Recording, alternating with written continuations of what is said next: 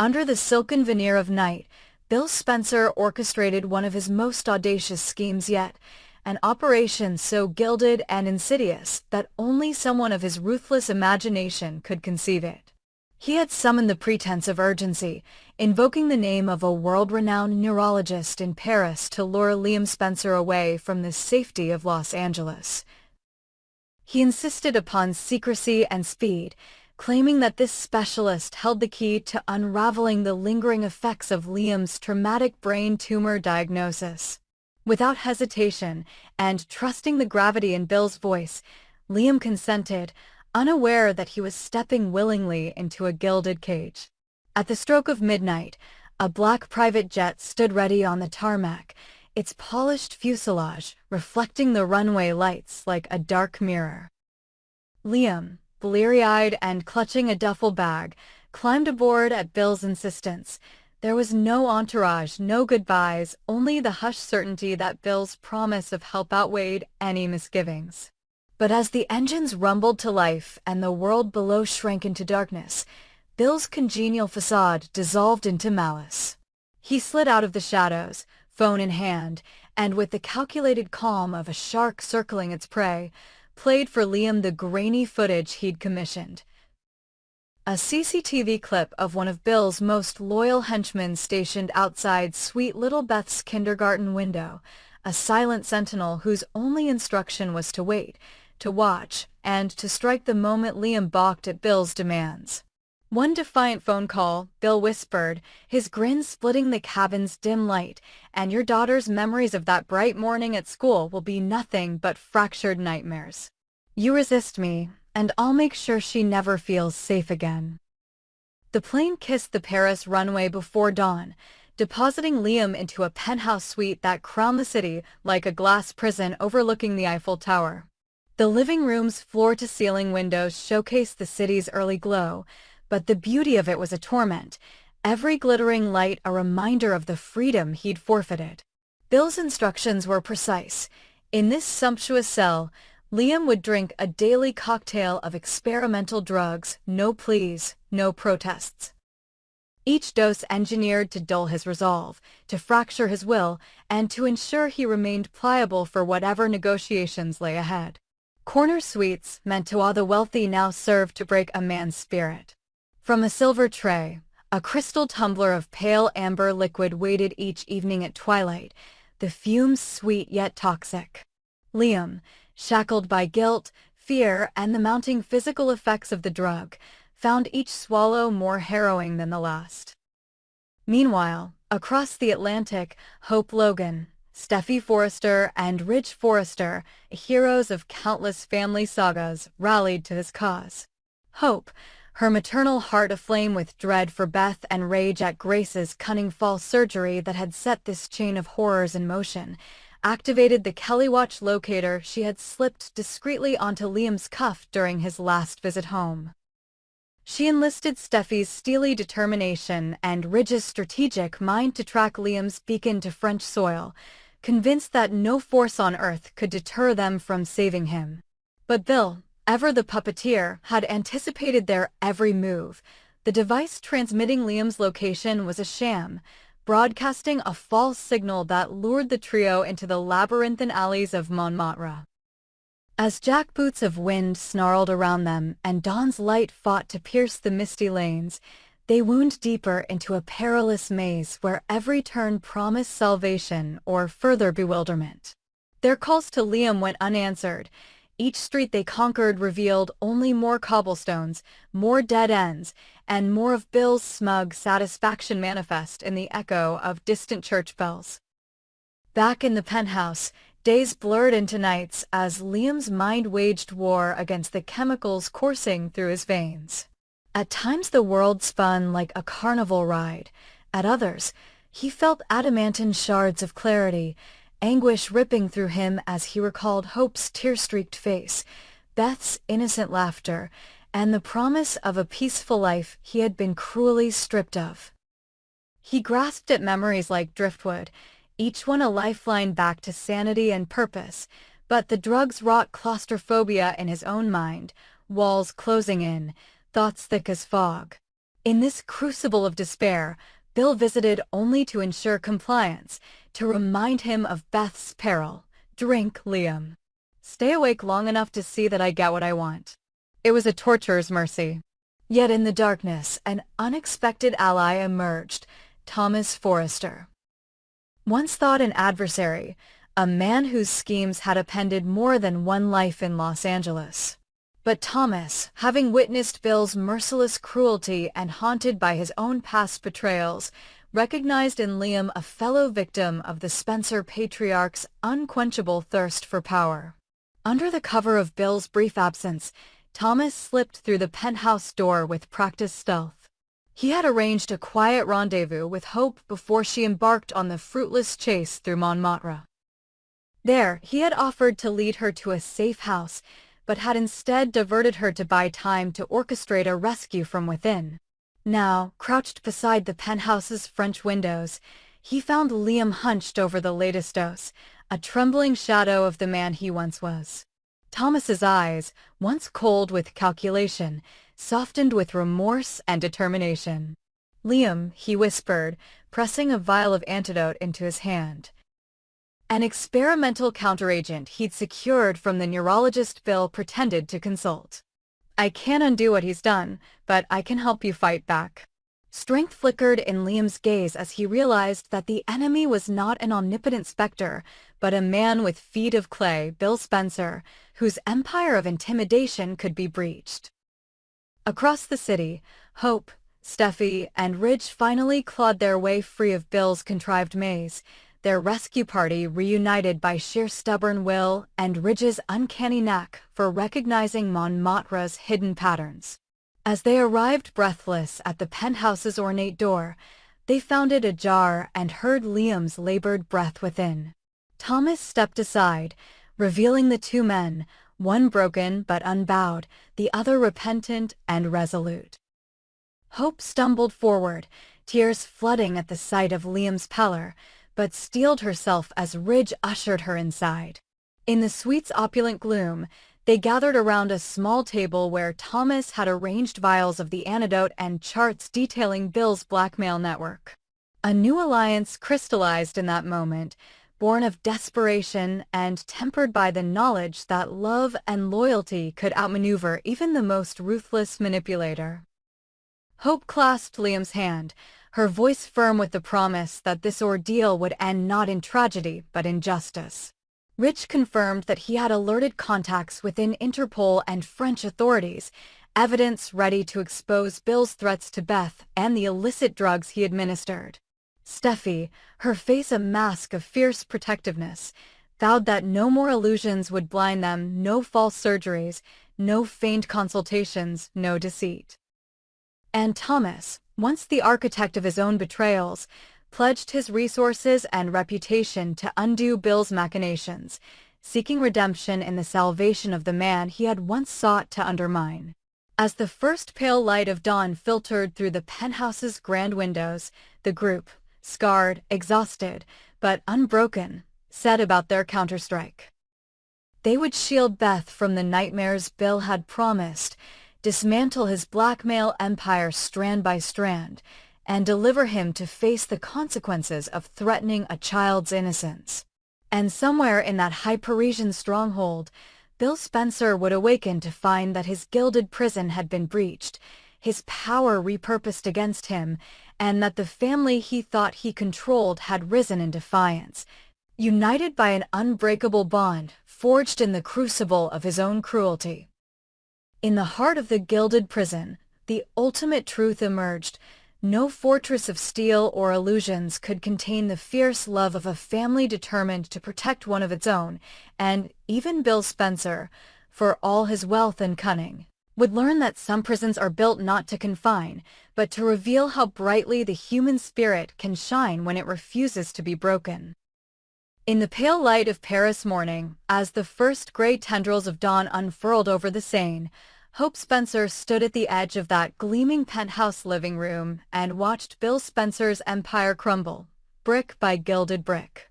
She and Liam, lean and hollowed by days of chemical torment, now leaned on each other's arms like wounded veterans, their eyes swollen but alive with defiance.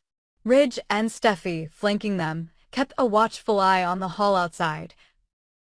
Thomas hovered near the minibar, where he'd methodically cataloged every vial, every scrap of data on Bill's illicit cocktail, and the blackmail ring orchestrated through his henchmen.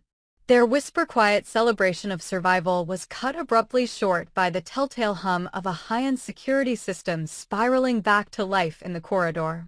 A skein of steel-toed footsteps approached the guards Bill had deployed to prevent Liam's escape, alerted by his absence at the penthouse dining table. Ridge exchanged a look with Steffi, and Hope's grip on Liam's hand tightened. Thomas, calm and resolute, pressed a small remote-like device into Ridge's palm. "I hacked the door override," he explained. "You've got 30 seconds before they override it again." Ridge lunged toward the heavy bronze door, cranked the remote, and swung it open. The hallway beyond was an ornate gallery of impressionist prints, but every guard sleek suits, weapons gleaming, stood poised like statues beneath the chandeliers. Steffi whispered, "Go," and together they moved as one, Liam and Hope first, shoulders squared, Ridge and Steffi forming a shield around them, Thomas sweeping behind with determined strides. They dashed down the corridor, across the marble-floored foyer, and into the service elevators. Within, Thomas tapped in the ground floor code while Steffi jammed a metallic wedge between the door and frame. The guards thundered behind them, shouts bouncing off the mirrored walls, but as the elevator doors closed, pressed by Ridge's clenched fist, the first wave of their pursuers slammed into the wedge and skidded back. On the ground floor, the plan that Hope and Ridge had devised in whispered urgency sprang into motion.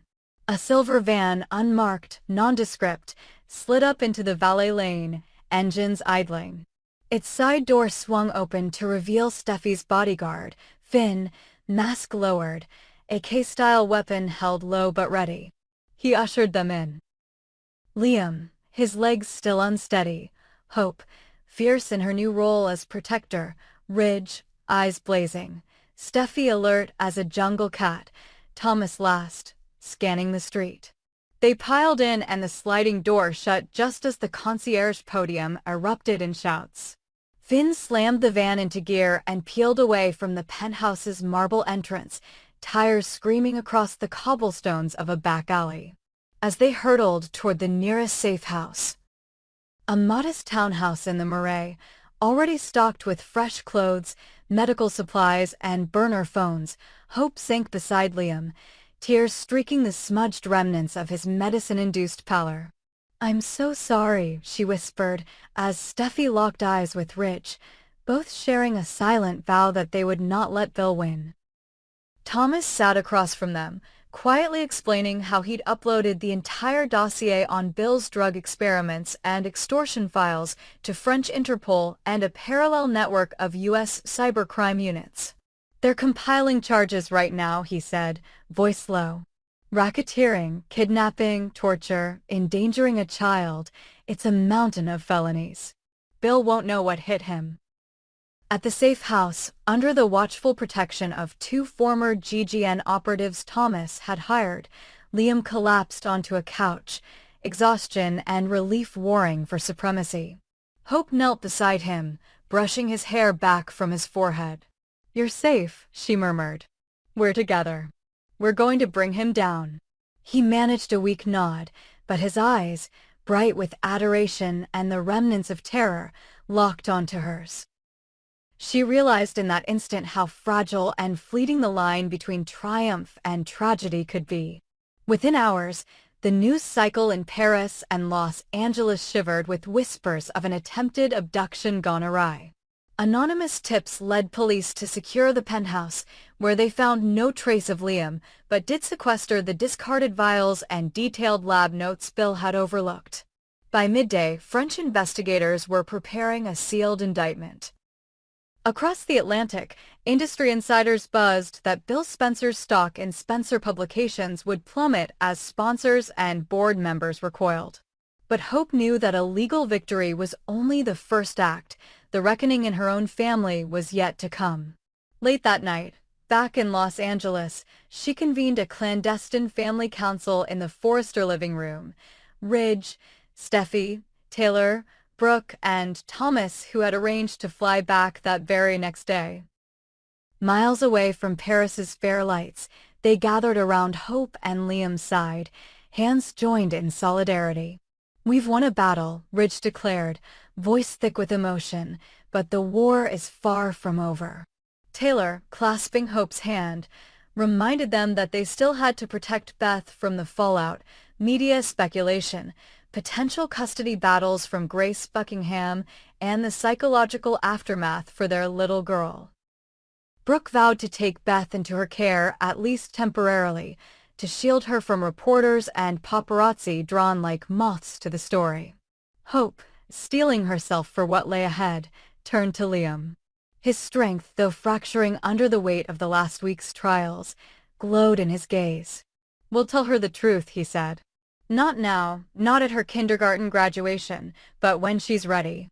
She deserves to know her father fought monsters for her." Steffi dabbed her eyes, and Thomas placed a reassuring hand on Liam's shoulder, new bonds forming from old rivalries.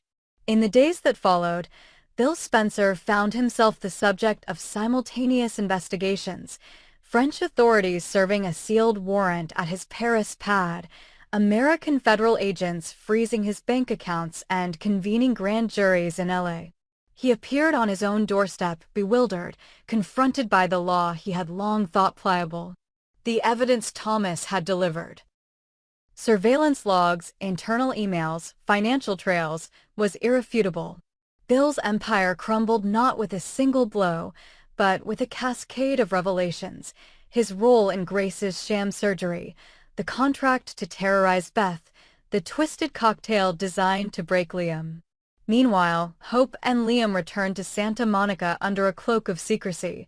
They chose to slip back in during the night, shunning the media circus that would accompany any hero's homecoming. In the safety of Brooke's beachfront home, they spent long hours talking, not just of the ordeal past, but of the life ahead. They mapped out a new custody plan, one that prioritized Beth's emotional health and education, and arranged for a quiet, low-key ceremony renewing vows they'd never had the chance to properly say. They enlisted Taylor's counseling services to help Beth process the fallout when the time came, and Ridge volunteered the resources of Forrester Creations to underwrite a foundation in Liam's name, one dedicated to brain tumor research and victim advocacy for families affected by corporate blackmail. And then there was Grace Buckingham. Once the rival, now threatened by the same darkness she had wielded, she found herself isolated. Her father's complicity exposed, her extortionist contacts arrested, her own role in Liam's kidnapping laid bare. In a final confrontation at the Buckingham estate, amidst marble halls and gathering storm clouds, Grace faced Hope, Liam, Ridge, and Brooke. No guards flanked her, no hidden cameras recorded her. Confronted by the unwavering circle of the family she'd tried to destroy, Grace broke.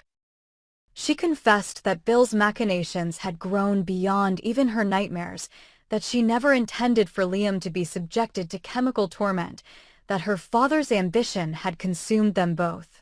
Hope, bearing the scars of barely surviving, watched as the defiant grace she once felt toward Grace shattered, replaced by a chastened resolve. "Your deeds nearly cost us everything," she said, voice steady. "But this family, this circle, will protect what's ours, no matter what darkness you brew." Grace fell to her knees, tears streaking her powdered cheeks, and asked for forgiveness. For once, Hope considered mercy, but remembered too well the nights she had spent haunted by nightmares of a child in peril. "Redemption," Hope said, "is earned in action, not words. We'll see if yours end with true atonement." The final chapter of this saga did not close with triumphal fanfare, but with the quiet rebuilding of lives fractured by greed and power. Liam rebuilt his strength through physical therapy and the unwavering love of Hope and Beth. Hope found solace in motherhood and new purpose in advocacy, Ridge and Steffi formed a permanent partnership with the Spencer family to safeguard Beth's future. Thomas, seeking to overcome his past transgressions, dedicated himself to corporate ethics reform. And in Paris, behind bars where his fortune could not save him, Bill Spencer confronted the first honest trial of his life. Facing justice not as a kingpin, but as a man stripped of his illusions, betrayed by the very cruelty he once wielded. In the end, the bold and the beautiful revealed its truest lesson, that even in a world gilded with ambition and laced with deceit, the bonds of family, tempered by sacrifice, galvanized by love, could withstand the most lavish prisons of steel and fear. And from the ashes of betrayal and suffering came a phoenix of unity. A family reborn, a daughter safe in the arms of those who cherish her, and a promise that no darkness, however ornate or insidious, could ever eclipse the steadfast light of those who refuse to let each other go.